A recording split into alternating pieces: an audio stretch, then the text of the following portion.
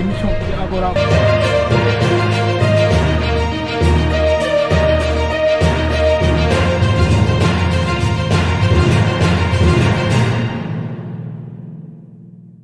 Asalaamaaleykum mbokki téléspectateurs yi ñu du seetaan saa su nekk ci Live Vision votre portail d'information juste et clair dal leen jàmm seen beneen numéro émission bii de Agora comme ni ngeen ko xamee saa su nekk Agora dina fekk doomu Diamniadio fi mu nekk fas yéene séq ak moom waxtaan bu am solo bu nga xam ne bu ñu noppee daanaka téléspectateurs yëpp daañu ci jariñu tey ñu ngi fi nga xam ne mooy Diamniadio toujours dalal keneen ci ndaw Diamniadio bu nga xam ne mu ngi assurer ce qu'on appelle l'impact positif au sein de sa communauté donc tey ñu ngi ak monsieur Lamine Diagne li ñuy waxtaane mooy l'environnement de vie à Diamniadio sommes-nous à l'abri des risques donc monsieur Diagne dañ lay bàyyi nga ñëwaat nuyoog mbokku téléspectateur Live Vision nga ñëwaat surtout ci sa présentation. salaamaaleykum mbooloo mi sëñ Gora ñu ngi lay gërëm di la remercier ci invitation bi nga ñu invité ci sa émission bu am solo bi. muy Agora j'avoue que vraiment dama koy suivre. Et c'est une émission très pertinente et aussi ñi ngay invité vraiment il assure leur rôle. kontaan nañ ci trop parce que boo xoolee fii pratiquement c'est l'une des rares émissions yoo xamante ne pratiquement man moom laay suivre. donc di wax ne man la Lamine Diagne dëkk Diamniadio donc dem jàngi ji ba am suma diplôme d'ingénieur en qualité. sécurité hygiène environnement. D'accord. En même temps aussi j'ai une licence en génie chimique. Okay. En même temps aussi je suis certifié SMI. Certifié SMI mooy certifié des systèmes de management intégrés. Parce que aujourd'hui l'entreprise bi nga xamante ne moom laay évoluer dafa engagé wu dans la mise en place de ce qu'on appelle un système de management intégré, des normes ISO 9001 version 2015, des normes ISO 14001 version 2015 mooy loo xamante ne ça a trait à l'environnement et la 45000 tout ce qui a trait à la santé sécurité au travail. En même temps aussi damay évoluer dans la formation, dans l'encadrement des élèves ingénieurs qui nous viennent de l'ESP mais aussi des autres universités comme l'université de Bambey. D'accord. Donc de façon très ramassée bon loolu laa mën a wax ci côté parcours. En plus de ça aujourd'hui maa ngi gérer benn projet bu am importance au niveau de Dangote Ciment Sénégal. D'accord. mooy le projet d'utilisation de ce qu'on appelle des combustibles alternatifs. Okay. Pour wàññi la consommation de charbon bi nga xamante ne pratiquement le charbon est un combustible fossile boo xamante ne vraiment day polluer environnement bi. Donc l'objectif pour nous au niveau de Dangote Ciment Sénégal c'est de réduire davantage la pollution et de devenir très contraignant à ce niveau. Okay. Vraiment ce qui fait que tey jii commencé nañ le projet et que ñu ngi commencé gis les résultats. Parce que demain on veut devenir une entreprise citoyenne, une entreprise boo xamante ne du polluer. Voilà de façon ramassée loolu la. D'accord mbokk yi yéen a ko déggandoo tey nag am nañ gan on va parler de l'environnement. On va parler de tous les aspects yi nga xam ne relatifs à vraiment domaine de compétence bi nga xam ne c'est un domaine bu nga xam ne c'est transféré au niveau des collectivités territoriales. Donc tey monsieur Diagne bu ñu ñëwee ci li nga xam ne moom mooy l'environnement de vie à Diamniadio sommes-nous à l'abri des risques. Mais tey est-ce que avant ñu dugg foofu mën nga ñu définiral l'environnement bu ñu koy wax maanaam suñu xel ci lan la war a dem. Voilà environnement définition boo xoolee pratiquement mën naa ne environnementaliste yëpp. duñ la jox la même définition. Parce que c'est tellement complexe. Mais bu ñu nee environnement mooy li nga xamante ne nekk na en interaction entre nit ki. maanaam la flore maanaam lépp lu nga xamante ne jëm na ci gàncax. les animaux maanaam. mala yeeg yooyu yëpp. en interaction loo xamante ne mënul ñàkk pour que nit ki dund. boo xoolee pratiquement bu ñu nee environnement da ngay jëlaale wàllu ndox. da ngay jëlaale wàllu ngelaw. parce que dañu koy soxla pour nooyi. da ngay jëlaale wàllu ce qu'on appelle la pollution atmosphérique. yooyu yëpp da nga koy jëlaale. donc c'est quelque chose boo xamante ne. pratiquement bu amul nit ki sa vie. maanaam sa vie n'est plus est très menacée en quelque sorte. D'accord. D'accord. donc loolu tamit leer na parce que day am solo avant ñu dugg ci thème bi ñu définir ay concepts lu ci mel ni environnement. Donc tey quand on parle de l'environnement on fait forcément tout allusion c'est-à-dire à ce qu'on appelle le cadre de vie. Donc tey est-ce que mën nga ñëw ci relation entre l'environnement et le cadre de vie. Voilà environnement boo xoolee pratiquement moo cadre de vie pratiquement kenn mënu leen di dissocier. Parce que un cadre de vie mooy fi nga xamante ne yow moom ngay dund. Donc fi nga xamante ne moom ngay dund. dafa war a présenter toutes les conditions yi nga xamante ne moo la war a permettre nga mën a dund. Mais dès lors que attaqué nañ environnement bi donc automatiquement attaqué nga cadre de vie bi nga xamante ne foofu ngay évoluer. D'où l'importance de la préservation de l'environnement. Qui est quelque chose de très difficile et de très compliqué. Pourquoi? Parce qu'en fait dañu nekk dans un monde boo xamante ne lu ñu xalaat mooy comment faire pour créer des entreprises. Ok. Comment faire pour que population bi am liggéey. te automatiquement dès que tu penses à ça yaa ngi commencer nuire à l'environnement parce qu'une entreprise qui se crée déforme automatiquement le milieu environnemental. D'accord. Vous voyez donc les décideurs loolu bon pratiquement seen précepte la mooy nan la ñuy def ba créer des entreprises donc bu ñu créer entreprise donc automatiquement il nuit à l'environnement. Ok. Parce que da ngay dénaturer l'environnement donc automatiquement day impacter sur le cadre de vie. Donc bu ñu xoolee le cas de Diamniadio aujourd'hui nous sommes dans une commune boo xamante ne on parle de pôle urbain de Diamniadio donc c'est un pôle boo xamante ne pratiquement vous avez une floraison d'entreprises qui sont en train d'être créées au niveau de la commune de Diamniadio. Okay. Donc quand on parle d'entreprise automatiquement on pense à la pollution. Sous toutes ses formes parce que pollution bu ñu ko waxee pratiquement la majeure partie des gens qui disent dañ naan pollution ça concerne uniquement ngelaw léegi yooyu. En réalité c'est beaucoup plus complexe que ça. Pollution day laalaale même ndox bi nga xamante ne moom moo nekk dans ce secteur.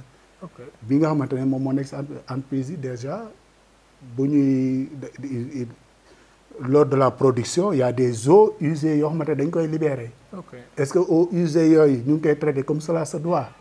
bu ñu xoolee au niveau de Diamniadio il faut dire eau et sans hésiter non. Pourquoi non? Parce qu'en fait aujourd'hui boo demee dans des entreprises qui se trouvent au niveau de la commune de Diamniadio déjà bu ñu jëlee entreprise bi nga xamante ne moo nekk du côté de Nguent. mais il y a un problème. Le problème c'est quoi? C'est qu'en fait non seulement ils déversent des eaux usées. Deuxièmement aussi ñun ñi nga xamante ne ñoo dëkk fii on sent odeur bi nga xamante ne moom lay dégager. Donc il nuit doublement l'environnement à travers les eaux usées mais aussi la pollution atmosphérique. Ce qui est grave. Et aussi loolu on attend aussi la municipalité à ce qu'elle agisse. Ouais, donc là pour dire que notre cadre de vie effectivement elle est menacée. D'accord. bu ñu jëlee aussi yeneen entreprises yi nga xamante ne ñoo nekk au niveau local ñu jël la poissonnerie mais c'est le même effet moom lay def. te aussi il y a une chose boo xamante ne dañ koy négliger présentement bon on peut dire que bon de façon kii amul benn impact bi au niveau kii mooy le port minéralier de Bargny. De Sendou. Mais day impacter bu baax sur l'environnement de la commune de Diamniadio. Comment il va falloir que les gens le sachent dès à présent. D'accord. nekk mu nekk lu am solo muy l'environnement gis naa nga tudd li nga xam ne mooy collectivité locale parce que bokk na ci compétence transférées yi muy l'environnement ak les ressources naturelles yi nga xam ne ñoom ñoo fi nekk. Donc tey bu ñu ñëwee ci wàllu politique est-ce que tey au niveau de Diamniadio jàpp nga ne am nañ une politique sérieuse jëmale ko ci li nga xam ne moom mooy environnement. En fait je me demande est-ce que la commission environnementale xam na son rôle. Parce que man li ma gis j'ai comme l'impression que la commission environnementale li ko intéressé c'est tonni mbalit tuur mbalit jeex na alors que loolu mooy li nga xamante ne le b.a.-ba du secteur environnemental. Parce que aujourd'hui ñun ni ñuy defee la commission environnementale pratiquement rôle am amul benn rôle boo xamante ne moo ko gën a am importance au niveau de cette commune. Pourquoi? Parce que il faut savoir que nous sommes dans une commune boo xamante ne dafa am ay entreprises yoo xamante ne ñoo ngi fi. te entreprises yooyu malheureusement li nga xamante ne war nañ ko apporter wuñu ko parce que tey jii mënoo environnement sans pour autant nga wax développement durable sans pour autant aussi nga wax responsabilité sociétale des entreprises. Tey jii la commission environnementale devait être au devant sur ces entreprises yi nga xamante ne respecter mu leen normes environnementales parce que aujourd'hui amul secret gis nga Sénégal c'est l'un des rares pays yoo xamante ne dafa jox benn gëdd bu am importance environnement.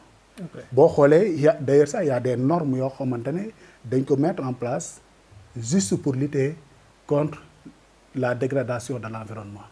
Il y a aussi beaucoup de plans yoo xamante ne on l'a mis dans ce pays pour aussi lutter contre la dégradation de l'environnement. Il y a des associations qui sont créées dans ce pays yoo xamante ne pratiquement seen rôle mooy bu ñu gisee seen rôle c'est un rôle d'alerte. bu ñu gisee foo xamante ne aujourd'hui gis nañ ne ñu ngi nuire environnement mais automatiquement dañuy jóg taxaw ci. tey jii boo xoolee la norme NS 05 061 lépp lu nga xamante ne moo jëm ci eaux usées. da ko traité mu leer nañ. parce que il est interdit. du lu ñuy caaxaane sax le ministère de l'environnement du ko caaxaane nga ñëw déverser de l'eau usée sur la nature sans pour autant au préalable nga épurer ko. ça c'est obligatoire léegi maintenant kenn du ko baale. mais malheureusement à ce que je vois ici au niveau de la commune de Diamniadio mais ñun ñëpp dañ koy dund mooy ne les eaux usées sont déversées n'importe comment dans cette commune. Et là pour dire que pour revenir sur li nga waxoon la commission environnementale su fekkoon xamoon na ses prérogatives. su fekkoon xamoon na son rôle. loolu du ko caaxaane. parce que c'est un moyen parce que c'est pas quelque chose boo xamante ne dañ ko créer juste pour embellir dañ ko créer pour que nit ñi mën ko approprier wu di ko si agir. mais malheureusement ici au niveau de Diamniadio mais la commission environnementale defu son rôle. lu dul toog ni mbalit di jëndi UCG jeex na. d'accord dépassé nañ foofu il faut que ñoom ñu xam ne ñoom fii ñu toll nit ñi dépassé nañ ko. te en plus de ça aussi la sensibilisation information on n'entend rien sur ça. c'est des manquements yoo xamante ne ça existe dans cette commune. d'accord léegi tey est-ce que jàppoo ne tamit les populations. dañoo xaw a mën a du xam bon mën naa ne wane ak yaa ci yaa caaral parce que tey je m'explique tey bu dee le combat jëmale ko si wàllu foncier da ngay gis ne y a beaucoup de collectifs yu fi nekk yoo xam ne ñu ngi xeex loolu. y a beaucoup de jeunes yoo xam ne porté woon nañ volontaire pour nekk au devant de la scène. mais lan moo tax s'il s'agit de l'environnement ñu croiser les bras donc est-ce que loolu taxul municipalité bi gëdd bi nga ko waroon jox maanaam joxu leen ko. en partie oui mais xam nga aussi boo xoolee population bi bon c'est la nature humaine lépp lu nga xamante ne jëm na ci affaire suuf lépp lu nga xamante ne jëm na ci affaire xaalis automatiquement on en discute. mais au préalable l'environnement il s'agit de notre vie. parce que demain suñu continuer nii mais non àdduna dafay tukki bien avant. parce que dëgg aussi man technicien là man dama lay wax les choses telles qu'elles sont. suñu continuer nii à nuire l'environnement on va mourir bien avant. yàlla bi mu ko programmé woon. je m'explique après je reviens. parce que tey jii ñun ñëpp xam nañu ne la terre tourne autour du soleil donc il y a un équilibre. mais on a constaté que le soleil a tendance à s'éloigner de la terre. donc cet éloignement de la terre va créer un déséquilibre léegi suuf si ni mu waroon a amee équilibre par rapport à au soleil dootu ko amati. donc loolu li muy créer mooy géej yi dañuy en tendance à se rencontrer adduna bi day gën di lëndëm comme bon niñ ko waxee si alxuraan wax nañ ko. mais scientifiquement c'est démontré. donc day am tendance day montagne aussi idem donc bu ñu deful attention foofu la ñu jëm. en plus au niveau de l'Arctique il y a ce qu'on appelle un équilibre là où se trouvent les glaciers loolu day permettre un équilibre du système mais malheureusement ce qui se voit mooy avec le changement climatique secteur yooyu les glaciers commencent à fondre. léegi ce qui fait que dëkk yu bari ñu ngi commencer di recevoir trop d'eau yooyu yëpp c'est des mécanismes existants qui fait que tey jii fii ñu jëm mooy àdduna dina tukki bien avant je suis désolé de le dire man na tukki bien avant. mais da nga ko teg ci démonstration scientifique. ci démonstration scientifique lañ ko teg waaw. d'accord. te l'environnementaliste yëpp les scientifiques les climatologues ñoom ñëpp d'accord nañ sur ça. d'accord léegi sa jàppoon ne tamit yéen am ngeen si taxawaay yéen ñi nga xam ne seen xel màcc na si loolu parce que tey je donne l'exemple ki nga xam ne dafa jàng alxuraan imam bi. moom bu ñuy wax si àdduna luy tukki maanaam moom dafa ko jàng. mu ngi koy exposer nit ñi. mais yéen tamit boo leen demee ngeen xam loolu tooguwaale ko tamit est-ce que bon dina am njariñ tamit. waaw mais xam nga ñun aussi ñun man par exemple affaire environnement xam naa ci lu bari mais du ma jóg tey jii rek ne. mais pourquoi pas créer ay club créer ay mbir yu nga xam ne voilà vous parlez seulement de l'environnement. xam nga dans ce pays surtout au niveau de Diamniadio les gens n'écoutent que les politiques bon je ne vais pas utiliser le mot mais des politiciens. ok parce qu'un politique c'est beaucoup plus intéressant qu'un politicien. ok parce qu'en fait pourquoi parce que dafa am yoo xamante ne message yoo xamante ne ñoom yooyu lañ bëgg di dégg ay message yu guerrier ay kii mais en réalité il faut que nit ñi xam ne environnement du lu ñuy caaxaan tey jii même oto yi ñuy dawal. au niveau de la commune de Diamniadio dañuy nuire à l'environnement ñun ni ñuy noowee sax dañuy nuire à l'environnement parce qu'on dégage du CO2 mais c'est en faible quantité. ok il faut que population bi xam ne actuellement nii la couche d'ozone dafa commencer di yàqu donc ce qui veut dire que les rayons ultraviolets qui viennent du soleil dañuy wàcc directement sur la terre. ok ça devient beaucoup plus chaud boo xoolee dérèglement climatique bi au mois de décembre il faisait tellement froid et pourtant les environnementalistes ont alerté. ok L'exemple bi gën a patent c'est l'exemple d'Al Gore dans les années 90 il a beaucoup parlé de ça l'ancien vice-président américain il a insisté il a beaucoup parlé mais aujourd'hui ñu ngi nii li ñu doon wax démb ak barki démb tey jii moom la ñuy dund. juste pour dire que tey jii am na yenn maladies yoo xamante ne c'est lié au dérèglement climatique. ok vous voyez yenn peau yi les maladies maladies dermatologiques yi c'est lié au dérèglement climatique. et pourtant loolu les gens ont alerté bien avant mais kenn du leen déglu. ok même au niveau étatique des fois les environnementalistes on les écoute pas comme ni mu waree. pourquoi parce que la politique environnementale leerul dans ce qui y a pas beaucoup de la sensibilisation ne passe pas la communication aussi sur ce volet ne passe pas comme cela se doit et c'est ça qui est malheureux dans ce pays. d'accord et pourtant on a des garde-fous. ok waaye donc. d'accord mbokk yi yéen a ko déggandoo ñu ngi continuer waxtaan wi ci émission Agora ànd seeg monsieur Lamine Diagne maanaam xelam dafa màcc ci li nga xam ne mooy wàllu environnement mais également li nga xam ne mooy génie chimique donc tey li ñu doon waxtaanee ma fàttali ko mooy li nga xam ne mooy l'environnement de vie à Diamniadio sommes-nous à l'abri des risques donc ñu dellu ci waat ci Diamniadio tey ñu ñëw ci wàllu bassin de rétention bi nekk Diamniadio yaakaar naa xam nga ko. tey mu nekk daanaka digganteem ak pôle urbain bi. ay 6 minutes nga koy daw. donc tey est-ce que mën nga ñëw ci l'importance su bassin bi nga xam ne mën naa ne moom mooy seule zone humide au niveau de la commune de Diamniadio tey ban taxawaay la collectivité yi war a mën a am pour garder li nga xam ne moom mooy poumon vert boobu.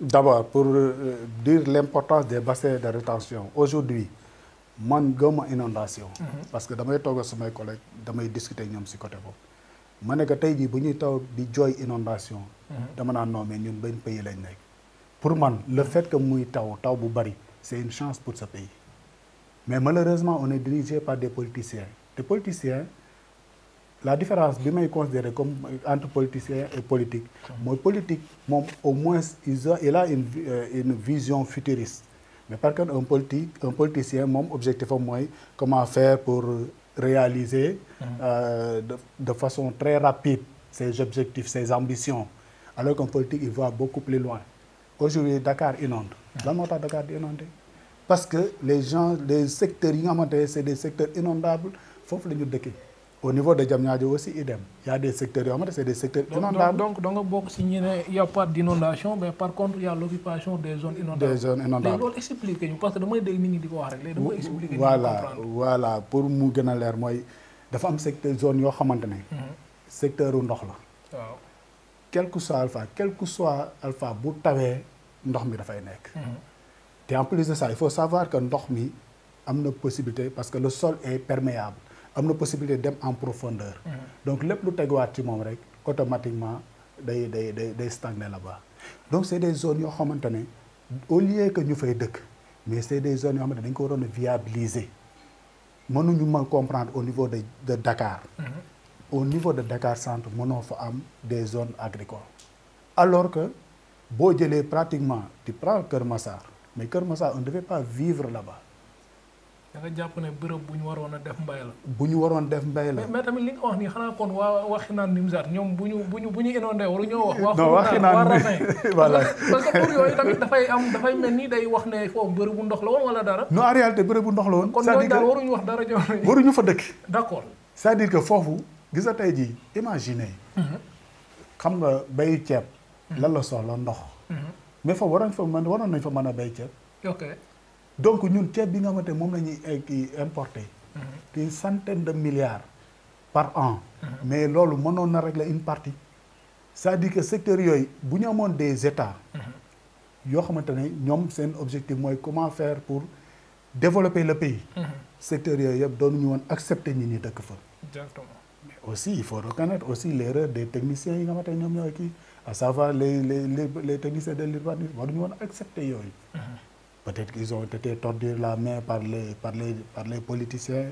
mais c'est des zones waxi naan mais dafa leer son nom. da nga jàpp daal non dafa leer son nom c'est-à-dire que c'est une Rafin donc yooyu yëpp ay tur yu nga xam ne. relatif à voilà lieu bu nga xam ne ndox dafay taaj. ndox dafay taaj te dañ ko waroon a exploiter. ok dañ ko waroon a est-ce que tamit nekkul ne démographie bu galopante moom moo tax loolu am. waaw mais xam nga tey jii boo xoolee par exemple ce qui se passe en Europe.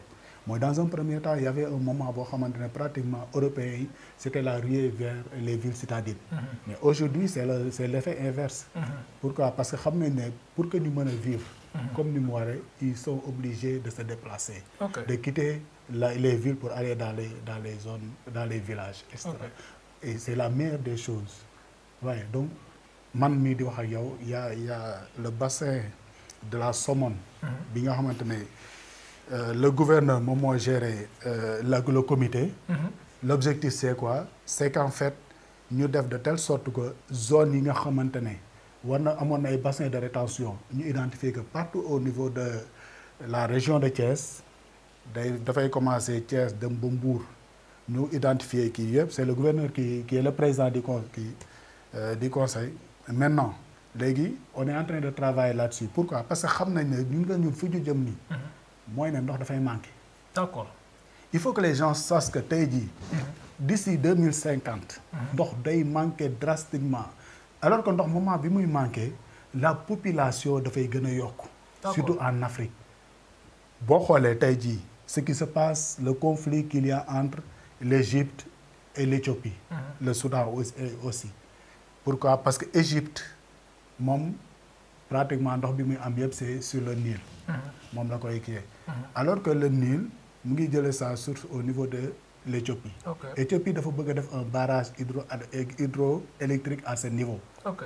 mais s'il fait un barrage hydroélectrique mais automatiquement ça veut dire quoi? Ça veut dire qu'il y aura manque d'eau au niveau de l'Égypte. Égyptiens yi dem nañ ba Nations Unies ba léegi trouvé amaguñu benn terrain d'entente à ce niveau. juste pour dire que ndox bi nga xamante ne ñun tey ji moom la ñuy caaxaane. ñun au Sénégal pourquoi? Parce que peut-être Sénégal bari na ndox. Pourquoi? Parce que la population sénégalaise n'est pas très très importante. donc ndox boobu ñuy fooye noonu dina am benn moment boo xamante ne. dina manquer dans ce pays. d'accord. et il y a certaines autorités teel nañ ci jóg. mooy la raison pour laquelle au niveau de la région de Thiès duñ ci insister bu baax. xool les bassins de rétention ak nan lañ koy kii moi je fais partie du sous-comité. donc ñu ngi ciy travailler bu baax. juste pour dire que nañu yaxanal ndox bi quoi. d'accord nañu yaxanal ndox mi au moment où barrage bi ñu am nga xam ne daanaka sànni tàccu la. tey ban message ngay lancer autorités yi maanaam ñu gën a maanaam développer benn politique sérieuse pour gestion li nga xam ne moom mooy barrage de Sébi Ponti bi. xam nga barrage bi déjà amul pour man ce qui est en train d'être fait sur le barrage amul scandale bu gën a ngand boobu. Pourquoi? Parce que barrage bu ñu nee barrage leer na. c'est un lieu de rétention d'eau. boo waxee lieu de rétention d'eau automatiquement da ngay xalaat à l'agriculture. mais malheureusement aujourd'hui on a priorisé les entreprises par rapport à l'agriculture. d'accord na mais nag y a de ces zones yoo xamante ne il faut le laisser à l'agriculture parce que poumon vert la. parce que les plantes yi nga xamante ne ñoom ñooy évoluer foofu ñun dañu koy soxla. pour la nourriture mais aussi dañ koy soxla du fait que oxygène bi nga xamante ne moom lay dégager ak gaz carbonique bi nga xamante ne moom lay absorber donc dañ koy soxla pour pouvoir vivre sainement. mais malheureusement j'avoue que la première fois où j'ai entendu que ñu ngi bëgg a remblayer barrage bi dama tiit dama ne en réalité ñun waa Diamniadio tey jii ñi nga xamante ne ñoom ñoo am cette idée dañ leen waroon a séquestrer parce que les choses il fallait dire telles qu'elles sont. ñoom tamit est-ce que nekkul ne liñ naan ude nu mu la gisee noonu la yowale est-ce que nekkul ne bañ ñëwee fekk barrage mu nekk parce que pour rappel barrage boo xoolee depuis ñu nekkoon communauté rurale ba léegi la woon même tey bu dee domaine u état la est-ce que gisoo ne buñ développé woon amoon manifesté woon volonté bind ay kayit yu nga xam ne dañ koy jëmale si nguuru Sénégal du dem ba attribuer barrage bi commune Diamniadio parce que pour rappel si carte pôle urbain bi bees nii bi nit ñi yor barrage bi mu ngi si pôle bi cela veut dire que ne pôle urbain nangu na ko est-ce que tamit nekkul nañu dañoo sàggan toog depuis benn certain moment exploité ñu ko budul bay yooyu ñu siy def ak napp yi mais bu doon tey politique dafa au niveau de la commune de Diamniadio mettre nañ en place benn programme bu nga xam ne day exploiter ou bien revaloriser li nga xam ne mooy barrage bi ay na yéwén keneen bu ñëwee xelam leneen dina si nekk lu di ko fàtt mais bu ñëwee fekk tey zone humide bu nga xam ne surtout région de Dakar tey yow yaa ngi si milieu bi daanaka booy wàññi barrage yu mel nii daanaka bëriwul boo nee benn wala ñaar wala ñett doon na ñeent donc tey est-ce que nekkul ne ñun tamit dañoo xawoon a sàggan si li nga xam ne moom mooy barrage bi ñu amoon pratiquement le rôle de la municipalité c'est ça c'est-à-dire que municipalité bu fekkoon am na yenn vision yi conservatrice donc situation yi nga xamante ne moom la ñuy dund au niveau du barrage mais duñ ko dund mais man je me dis que c'est pas tard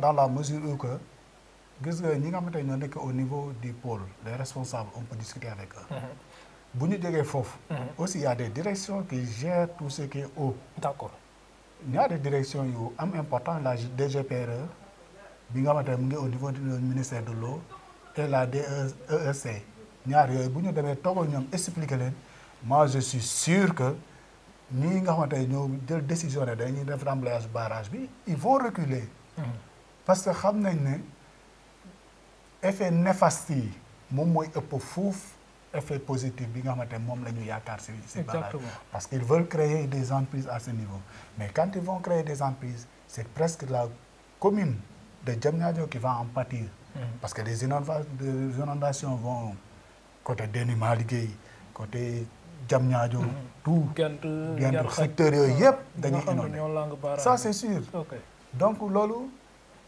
il y a un jour mon grand frère Moussa président de Arsago mas nañ ci waxtaan tuuti mais j'avoue que il faut que nos politiques ceux qui gèrent la municipalité vraiment ñu jóg ñu woon nit ñi peut-être que ñoom mën nañu bañ a xam ça arrive mën nañu bañ a xam mais ñu woon nit ñi nga xamante au moins am na luñ ci xam ñu toog ak ñoom ñu wax leen yan voies et moyens lañ mën a utiliser foofu sax laa bëggoon dugg muy yéen les cadres su ma nee yéen les cadres ñi seen xel màcc ci wàllu droit ñi seen xel wàcc ci wàllu aménagement du territoire yow sa xel màcc li nga xam ne moom mooy environnement est-ce que mos nga une fois nga jéem a côtoyer municipalité yi pour échanger ak ñoom par rapport ak sujet bi en réalité mosuma ko def waaw parce que pour nga def ko il faut un cadre te cadre yooyu d'habitude il faut que la municipalité opte ko ok parce que xam nga tey jii Diamniadio quoi qu'on puisse dire il y a beaucoup de cadres boo xamante seen objectif principal mooy lan nan la ñuy def ba développer ce pays développer et plus particulièrement Diamniadio parce que suñuy compétence mais ñu ngi koy jariñ ñeneen ñu ngi koy jariñ ñeneen donc pourquoi pas fi nga xamante ne tey jii moo tax ñu xam ni mooy Diamniadio. yow tamit ñoom vice versa mu fi ñu la consulter. non mosuñu ma consulter. mosuñu ma est-ce que pare nga tey pour comme cadre boobu amoon nga jiitu fa dem toog waxtaan ak ñoom. Diamniadio moo ñu ñor. d'accord et la preuve am na un jour gis nga on m'avait invité sur audience publique bu OLAM bi ñu créé OLAM. et je dis que foofu aussi c'est des erreurs yoo xamante ne la mairie de Diamniadio daf koy def. gis nga une audience publique. bu ñu inviter les gens. il faut inviter des personnes ressources. d'accord ñoo xamante ne peut-être am nañ ci benn information sur li nga xamante ne kii mais on peut pas inviter ñoo xamante ne amuñu ci benn information relative au volet environnement. bi ma toogee ci kii bi mais j'ai écouté les gens ñu naan woy kii bi OLAM day polluer environnement bi saxaar see kii mais en réalité c'est parce qu'ils n'ont pas compris c'est une entreprise agroalimentaire. Une entreprise agroalimentaire, elle a tendance à créer des eaux usées qu'à polluer la nature. Malheureusement, mais qu'à polluer l'environnement. mais malheureusement ñu bëri xamuñu ko woon. comprendre ñu ko woon. En plus de ça aussi entreprise boo koy créer y a ce qu'on appelle une distance de sécurité de 500 mètres mais regardez Olam fi mu nekk. moom de mu ngi si xolu Diamniadio. mu ngi si xolu Diamniadio et personne ne dit rien. man après bi ma toogee bon j'ai été un peu sidéré mais dama naan non mais est-ce que du ñun waa Diamniadio c'est ça qu'on mérite parce que aussi quoi qu'on puisse dire ñun ñu leen fal tey jii j'attaque directement la commission environnement dinaa ne ko. ñoom tamit ñoom ñu ngi def liggéey de tey jii bu camion bu tuuree lu mu warul tuur si fële daañu fa dem. dinaa gis ne jën yi jamono yee amoon na ay jën yu fa deewoon yu bëri. génn nañ def nañ ay manifestation wala def nañ ay déclaration donc ñoom tamit bon peut-être est-ce que nekkul ne tamit seen seuil de compétence fa la ñu toll li ñu mën parce que tey ñoom nekkuñ ay experts ci environnement donc tey yow ni nga mën a agir ak ñoom est-ce que jotul tamit yow nga xaw leen a jege. non man déranger ma pour ma jege leen. sérieusement déranger ma pour ma jege leen parce que lii ma xam mooy. tey jii environnement buñ ko sécuriser buñ ko respecter bu ñu deful de telle sorte que ñu préserver ko muy ñoom muy man ñu ñëpp on va en pâtir. donc tey jii su fekkee j'avais la possibilité parce que pour dire vrai celui qui se charge du volet environnemental man xaw ma ko pourquoi parce qu'en fait on les sent pas la municipalité sentir ko dans cette côte non sérieusement c'est le volet environnement sentiroon ko parce que man li ma gën a gis mooy tey jii tuur mbalit moo fi am. te même tuur mbalit bi sax noonu dafa am mbalit nañ koy tuuree dépotoir à ciel ouvert amatul loolu amul lu gën a dangereux lool mais des fois y a benn dépotoir bu nekk près du marché mais ba ma gisee dama ne non ndeysaan ils n'ont rien compris. mais tam ñu ngi def ay jéego de ñu ngi def ay dépôt ay bac à ordures yu mag si garage alter yeeg yooyu noonu. important waaw tant que c'est fermé c'est bien mais si ce n'est pas fermé moog zéro ñooy am. d'accord parce que dafa am volet gestion des déchets. boo xamante dafa am important nu ñu koy gérer. les déchets. ce qu'on appelle le waste management.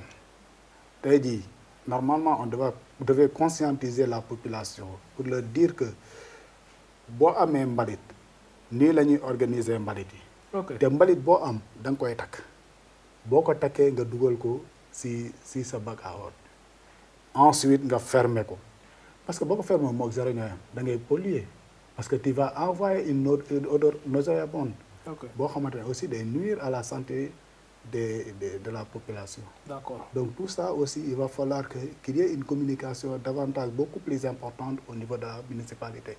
D'accord. Je n'ai rien contre la municipalité. Mais nag gis naa ne dóor ngay xeer bu metti jëmale ko si ñoom waaye tamit bon ñun citoyen lambda yi lan moo war a nekk suñu taxawaay ba gannaaw ba nga dóoree gars yi yu bëri. waaw xam nga y a deux choses ah. La première chose mooy mën nga intervenir. Si le développement de la commune, sans pour autant faire la politique. Mais yow politique woo.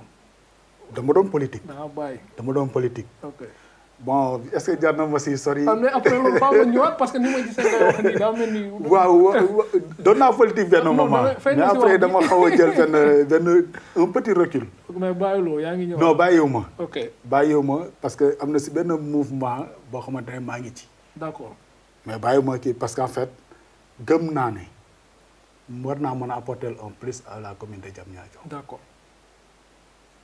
Bon, disons sur le volet environnemental bon ñu bàyyi yeneen kii quoi mais volet environnemental. D'accord léegi message bi nga wax jëmale ko ci kilifa yaakaar naa ñoom daañu ko dégg parce que voilà ak ñoo bëgg Agora. léegi yow message bi ngay lancé jëmale ko ci ñun les citoyens man taxawaay lañu war a mën a am pour participer ci li nga xam ne moom mooy gestion sunu environnement ou bien protection sunu environnement de vie.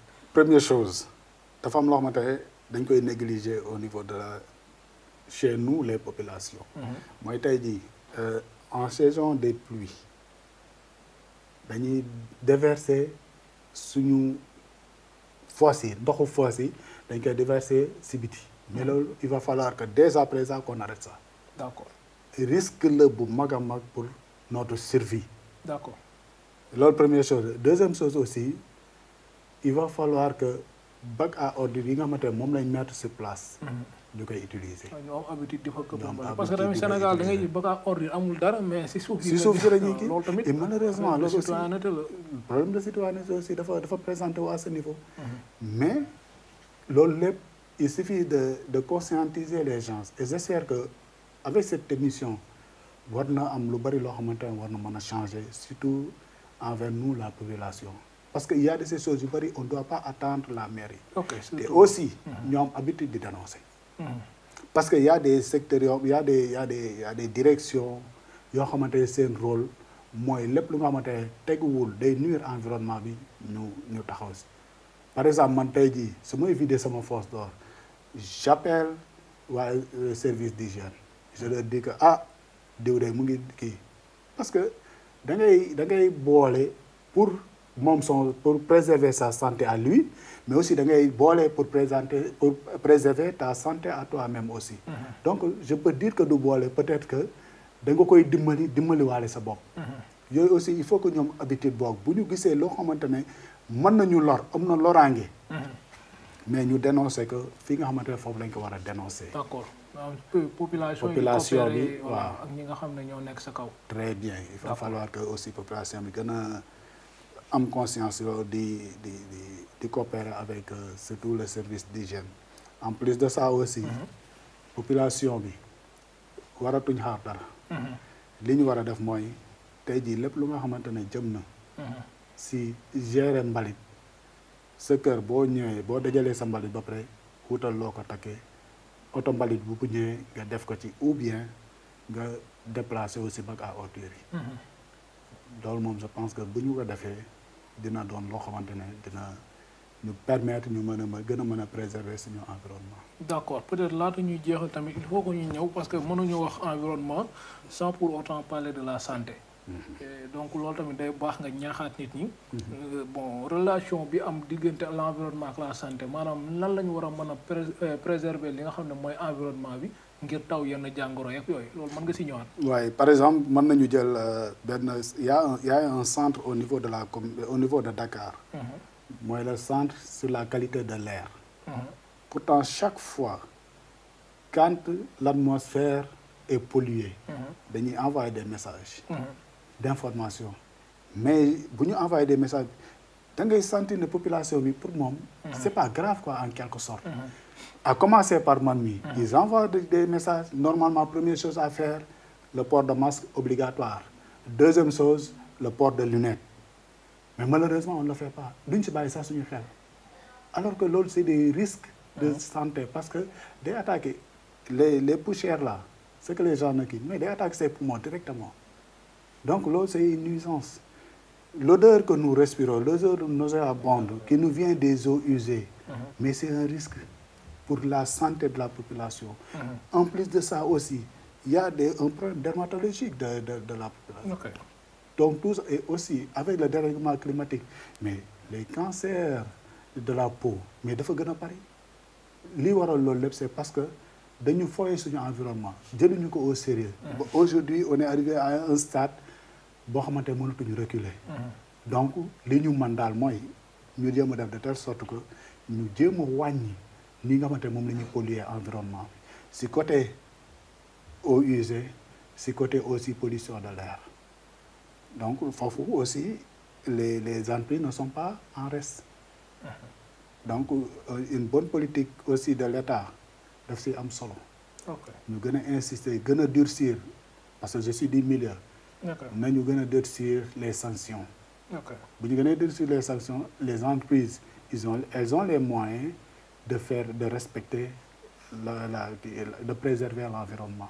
D'accord donc tey tamit peut-être ñëw nga ci ay maanaam limites yu bëri yu nga xam ne collectivité bi am na ko donc en matière de recommandation tey lan nga leen di wax boo leen doon dénk tey wala nga amoon occasion toog ak ki gérer li nga xam ne mooy seen commission environnement wala nga toog ak ki nga xam ne mooy le maire de la commune de Diamniadio ban message nga koy lancer jëmale ko sur li nga xam ne mooy politique de l'environnement. Voilà je préférerais plus le président de la commission environnementale. waaw maire mooy kilifa gi mais des fois ki nga xamante ne moom moo gën a nekk en contact sur ce volet moom moo gën a neex a waxal. D'accord. il faut lui dire que d'abord mu gën a insister sur le volet sensibilisation la première chose aussi muy dem vers les entreprises yi nga xamante ne ñoom parce que il a la am na possibilité boobu dem vers les entreprises xool entreprises yi lan la ñuy liggéey nan la ñuy préserver environnement bi c'est-à-dire que il faut que ñoom ñu xam ne entreprises yi dañuy elles sont ouvertes pour les visites et autres là te question boo leen poser ils vont dañu lay répondre parce que ils ont des experts yoo xamante ne loolu rek mooy seen rôle si côté environnement bi am nañ si ñoo xamante ne bon dañ lay expliquer nan la ñuy préserver l' environnement. pourtant ñoom ñu ngi dem de xanaa kay dañ doon waxtaanee. peut-être xam naa c'est-à-dire en parlant d' insertion des jeunes maa ngi gis ñu ngi def ay tournées en parlant aussi RSE ñu ngi def ay tournées mais peut-être bon mën na nekk tamit ay sous débat si biir débat yi. waaw xam nga tey jii voilà surtout da may permettre sax ma rebondir aussi sur la RSE. C'est la norme 26 000 ans. Donc, ce n'est pas quelque chose qui a été créé au Sénégal. OK. Parce que quand on parle de normes, on parle d'un comité de plus de 140 États pour discuter les voies et moyens qu'on va mettre en place pour appliquer une norme. Aujourd'hui, nous savons que l'environnement, il y a ce qu'on appelle des garde-fous. La RSE. C'est une norme qui n'est pas bien maîtrisée au Sénégal. Mais dans le cadre de la RSE, effectivement, le volet, le volet insertion, introduire. Le volet aussi assistance des entreprises à la commune aussi, donc aussi insérer. Mais n'empêche, il faut dire à ces entreprises que Diamniadio, lépp lu nga xamantene mo koy aar duñ ci badine duñ ko caaxaane donc loolu liggéey ki nag mooy mën nga def une relation entre RSE et environnement c'est possible parce que c'est RSE environnement et développement durable sont très unis boo xoolee au Sénégal on a un ministère de l'environnement et du développement durable mais mën nañ ci inclure RSE. OK. Voilà, donc loolu mën na nekk mën nañ dem dans le cadre de la RSE et disons toutes ces entreprises qui sont au niveau de la commune de Diamniadio tey jii ma war a jëndal fourniture samay doom mais c'est pas normal du tout tey jii l'hôpital de Diamniadio bi nga xamante ne moom lañu am fii dañu waroon a sentir l'implication totale des entreprises qui nga xamante ne ñoom ñoo nekk au niveau de cette commune mais malheureusement peut-être que ni nga ne aborder les sujets moo dul jaar yoon et cetera et cetera. mais nga jàpp ne même bu ñu amee ay rendez-vous du jëm ci wàllu RSE am nañ ci njàmbaas li nga xam ne moom mooy l'environnement. dafa am solo ou bien l'environnement na nekk au cœur des débats. Très important. parce que entreprise yëpp ay polluer. D'accord. Peut-être seen degré de pollution yi moo ñootul tolloo moo tax les entreprises dañ leen di classer de 1 à 3 entreprises les plus polluantes les moins polluantes et les presque non polluantes. D'accord. Vous voyez donc boo xoolee au niveau kii c'est des entreprises quel que soit le type d'entreprise elles polluent. te loolu noonu yëpp peut-être liggéey lay laaj classification dafay enquête ak yooyu léegi foofu tamit toujours yaa ngi ci recommandation yi léegi yow sa diggante ak la collectivité locale ndax pare nga nekk nga à leur disposition pour jàppale leen. non man je suis toujours ouvert de façon ouverte. non je suis toujours ouvert man moom ku ma soxla maa ngi fii. OK. Bon j'avais l'habitude d'être dans mon petit coin mais comme tey jii moom Agora génn na ma donc je suis obligé donc ñeen ñi ne seen xuruxaat yi dañ leen war a génne. voilà jaay seen image ñoo xam ne vraiment ay leader ngeen war ngeen mën a vraiment assurer ay challenge gérer ay défis. parce que tamit dëkk maanaam man damaa bokk ci ñu ne c'est pas les politiques ñooy gérer voilà dëkk collectivité pour mu dox il faut que ay borom xam-xam nekk fa. tey jii ñoom autorités yi mënuñ lu dul jël ay décisions. mais décisions yooyu bu ñu ko jëlee ñi ko war a appliquer bu dee ay borom xam-xam lañ yàlla xam na mbir yi day dox. effectivement mais tey nag boo nekkee autorité et puis di joxe ay décisions yi nga xam ne ñu koy appliquer peut-être loolu nekkul seen domaine de compétence. waroo day am.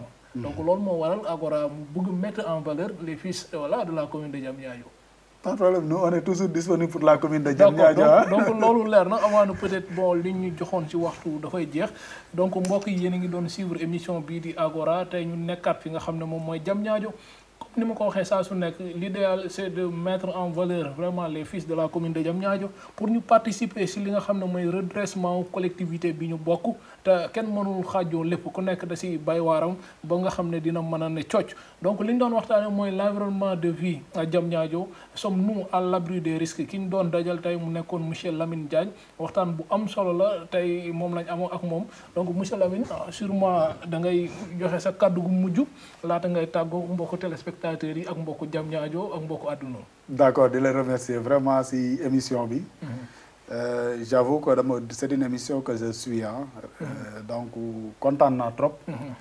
di wax population Diamniadio que nañu jéem a góorgóorluwaat. si côté environnement bi. bu ñuy sànni bu ñuy tuur mbalit n'importe où parce que mbalit boo tuur. rek mën na am ay nuisances si yow. mbuus ni mu mën a dundee mën naa dund am ay sëtaati sët ba pare te terewul mbuus bi dina continuer di vivre. ok donc yooyu yëpp nañ ci bàyyi xel. te nañu éviter di tijji suñu fosse yi. di vider ndox mi ci environnement bi. ay risque la parce que nous avons un sol perméable donc ce qui fait que aujourd'hui ndox boobu bu duggee ci kii bi day attaquer directement la nappe. ok donc c'est des risques yoo xamante ne war nañ ko mën a éviter war nañ ko mën a éviter. ok donc di remercier ñëpp di jégalu nag bu fekkee jag na. borom bi la neex bu fekkee jagul nag aussi man mu ñàkk solo mii la quoi. d'accord di la remercier di remercier aussi. vraiment d'accord di ko jaajëfal bu baax monsieur Lamine Diagne donc di jaajëfal ñi ñu doon suivre à travers Live Vision votre portail d'information juste et clair di jaajëfal également ñi nga xam ne ñooy caméraman yi preneur de son yi ñi géré woon lumière bi di leen jox rendez-vous à très bientôt si Live Vision votre portail d'information juste et clair.